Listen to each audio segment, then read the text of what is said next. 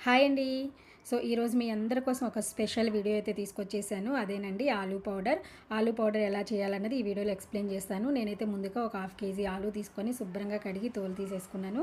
దీన్ని చిన్న చిన్న పీసెస్‌గా అయితే మనం కట్ చేసుకోవాలి ముందుగా. సో, ఇలా చిన్న చిన్న పీసెస్‌గా కట్ చేసుకున్న తర్వాత దీన్ని మిక్సీ వేసుకోవాలండి.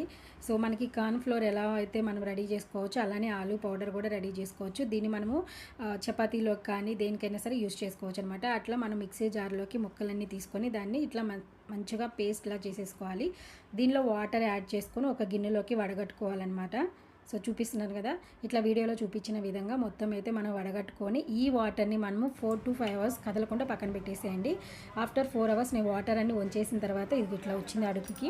సో, దీన్ని ఏం చేయాలంటే ఒక 2-3 డేస్ మనము ఎండలో ఎండబెట్టాలండి. సో, ఎండలో ఎండబెట్టిన తర్వాత వీడియో తీయడం మర్చిపోయాను నేను. డైరెక్ట్‌గా మిక్సీ వేసిన తర్వాత పౌడర్ చూపిస్తున్నాను. సో, ఈ వీడియో మీ అందరికీ నచ్చిందా? నచ్చితే మా వీడియోని లైక్ చేయండి.